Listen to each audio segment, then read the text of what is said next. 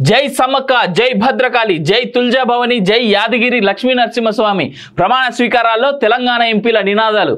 ఓవైసీ జై పాలస్తీనా నినాదం. రికార్డుల నుంచి తొలగింపు. తెలుగులో ప్రమాణం చేసిన తమిళ ఎంపీ కె గోపీనాథ్. ఆయన గురించే నేను చెప్పింది. వీడేనో ఉన్నాడు ఆయన. అయ్యో,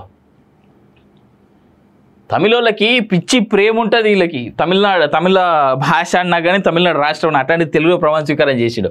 తమిళనాడులోని కృష్ణగిరి ఎంపీ కె గోపీనాథ్ మంగళవారం పార్లమెంట్లో తెలుగులో ప్రమాణ స్వీకారం చేయడం అందరినీ ఆకట్టుకుంది.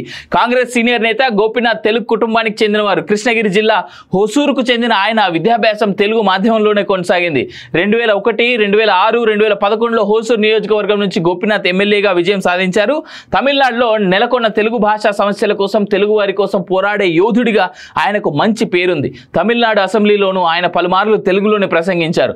మాతృభాష పట్ల ఎనలేని మమకారం ఉన్న గోపీనాథ్ పార్లమెంట్లో కూడా తెలుగులోనే ప్రమాణ స్వీకారం చేయడంతో పలువురు తమిళ ఎంపీలు హర్షధ్వానాలతో ఆయన్ని అభినందించారు.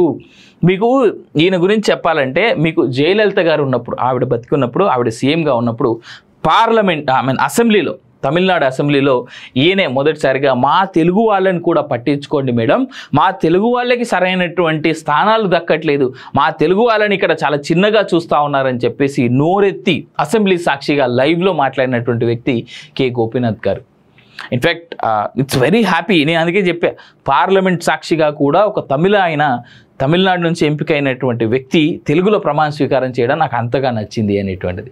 భలే ఆనందం అనిపిస్తూ ఉంటుంది తప్ప ఏదేమో మన తెలుగుడే మన తెలుగుడే అని చెప్పేసి మనం అనుకుంటూ ఉంటాం. కానీ నాకు తెలిసి వేరే రాష్ట్రాలతో కంపేర్ చేస్తే మన రాష్ట్రం వాళ్ళు మన మాతృభాషలో మాట్లాడేదానికంటే కూడా ఆంగ్ల భాషలో మాట్లాడడం చాలా ఎక్కువ. ఇన్ఫ్యాక్ట్ నేను కూడా మార్నింగ్ న్యూస్లో చాలా సందర్భాలు ఎక్కువ ఇంగ్లీష్ పదాలే వాడుతూ ఉంటాను.